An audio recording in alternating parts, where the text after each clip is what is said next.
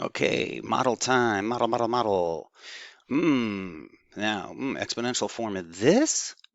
That's not, yeah, how do you do that in word form? Well, let's get to that last. Expanded form, well, we just take the base, identify the base. This time, this is the base, which is 5/10, you can say it like that, or 0.5. And then here's the exponent. And so we would say, how many times are we going to lay that thing, pick it up and put it down? We're going to pick it up, put it down once, pick it up, put it down twice, pick it up, put it down 3 times. So we have 3 copies of the base.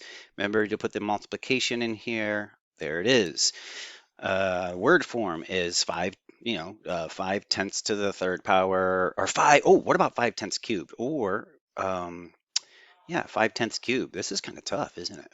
Okay, hold on 1 second. Okay, here's the word form, 5/10 cubed. Remember, 0.5 is also written like this, 5/10.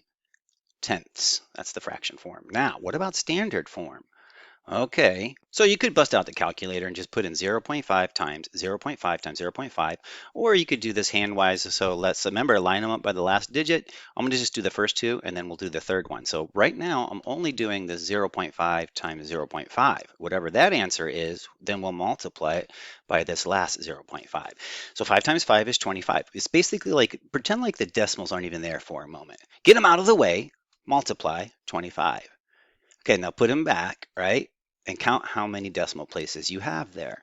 1, 2 decimal places, or that decimal place or decimal digit is any digit after, and this is in all your factors. So we're going to have 2 decimal digits in our answer. So I'm at 1, 2, right? It's kind of like we're counting. 1, 2, like an upside down bunny hop.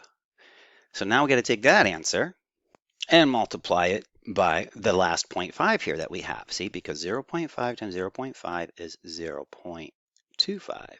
We still have to multiply that by this 0.5 over here, or 5/10 if you will. So 5 times 5, well, let me put it up for you. So after doing the math on that, I kind of pretended like the decimals weren't there for a second. Then I put the decimals back. I've got 1, 2 decimal digits, and then 1 more decimal digit. So I need 1, 2, 3 decimals. A total of 3 decimal digits up here in my factor. So I need 3 decimal digits in my product, my answer. Put a little 0 there if you like. There it is. Okay, on this one, I already put this as -1/2 squared. See, squared.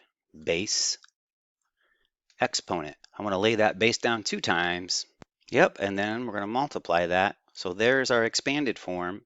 What is the standard form? We're really just kind of getting the answer from this. So we can multiply across the top if you want, like if you will, like this. Let's say we get a different color so it doesn't get too more confusing than it already is. Keep our operation orange. And let's go with some nice little purpley kind of color. -1 times -1. Do you remember that? A negative times a negative is a positive. A negative times a negative is a positive. So it's a +1 at the top. And then we're going to go ahead with maybe like a little bit of pink, rose. How about rose? No, roses. We'll go pink. Yeah, that pops out more. 2 times 2 is, see, 4. Da-da, 1/4. Is that the answer? Yes, it is. Da-da. Okay, one more.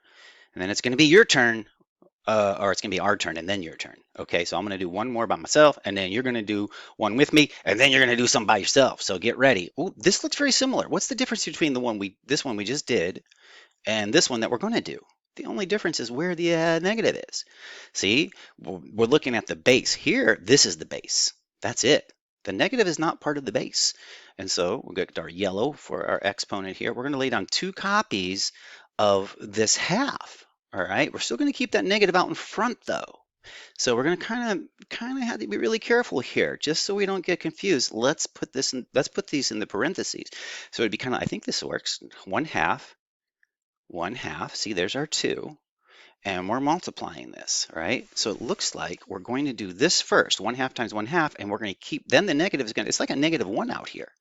Uh, it's out there, you know? It's like, it's multiplying like a -1 times these 2 things. Whether you look at the 1 there or not, it's like, okay, so 1/4. So we're going to do, we'll go 1 times 1 is 1. That's going to be our new numerator.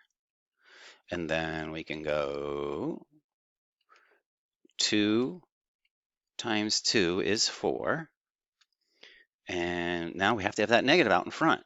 So the question is, how is that different from this? Oh, when it's on the inside, when it's a 2, these negatives cancel out. But when it's on the outside, it still stays there because the exponent doesn't affect it. Okay, time for a we do. Ooh, it's going to be a tough one too. Woo, let's go.